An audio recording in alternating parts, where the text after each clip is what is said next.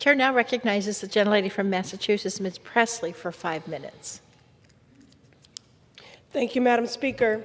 I rise today in solidarity with the 1 in 4 women across this country who have had an abortion and every person who will ever seek abortion care. Your neighbor, co-worker, family member, those whom you work with, and yes, those whom you worship with too. The mother of 3 working double shifts to make ends meet who just cannot manage the physical demands of another pregnancy. The student who made the decision to finish their degree and begin their family on their own terms. No shame, no stigma, no regrets. The young parents who receive the heart-wrenching news that they have miscarried and will need abortion care immediately. I rise today to proclaim, I see you, I love you, and I stand with you. Carry no shame for your health care choice. The only shame is that there are forces at work to deny you it. And while my heart is heavy, my spirit is resolved and determined.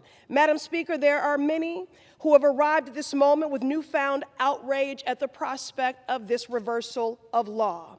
But many of us have been in the trenches of this fight for a long time, and we are not surprised. Reproductive justice organizers, Black, brown, indigenous, disabled, LGBTQ+, folks have been sounding the alarm, raising their voices, putting our bodies on the line in protest as anti-choice lawmakers across the country wage a full-fledged assault on our reproductive rights and freedom for too long. The right to control our own bodies, the right to determine our own fate, the right to decide if and when we have a child has been up for debate in the halls of power. Madam Speaker, we have been called hysterical. We have been called fearmongers. And when I talk about who will disproportionately bear the brunt of this, we have been called race baiters. This is no drill, and I take no joy in saying, I told you so. I have stood on the steps of City Hall in Boston. I have organized on the Boston Common. I've stood at the State House in Boston. And I've stood on the steps of the Supreme Court chanting, nobody's free until everybody's free. Liberate abortion. Madam Speaker, colleagues, nobody is free until everybody is free. SCOTUS has offered empty words in their leaked draft ruling and then threw up barricades and fences, knowing full well that the majority of people who call this nation home vehemently disagree.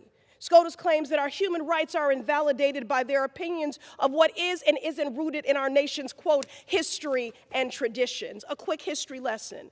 Our nation's history and traditions denied my very personhood. Our nation's history and traditions bought and sold my ancestors. Our nation's history and traditions exploited the bodies of people who look like me. Our full humanity, our bodily autonomy, and our collective liberation hang in the balance. Madam Speaker, the court fails to live up to its ideals and its purpose. The idea of equal justice under the law has been a rallying cry, but not a reality for many.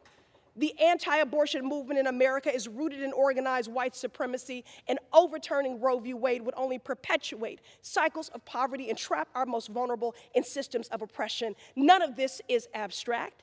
There is a history of medical apartheid in this country against Black, brown, immigrant, indigenous, and disabled folks. And right now, we find ourselves living in a Black maternal morbidity crisis where Black women are 3 times more likely to die from pregnancy-related complications than white women, to die.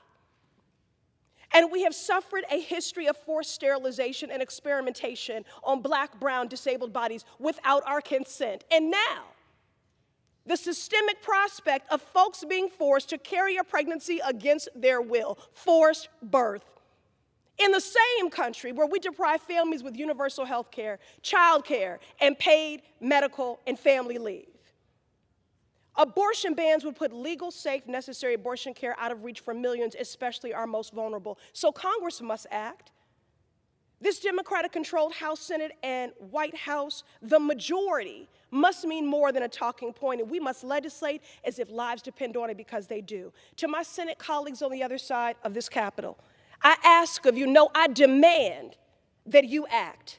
We have the voice, we have the power, we have a mandate. It is time for action. Anything else is insufficient. Abolish the Jim Crow filibuster, pass the Women's Health Protection Act, which I'm a proud original co-sponsor of, enshrine the fundamental human right to abortion care and federal law once and for all. I cannot stomach one more lecture about the preservation of civil liberties when you seek to deny me the very freedom and agency over my own body. Nobody is free until everybody is free. Thank you, and I yield.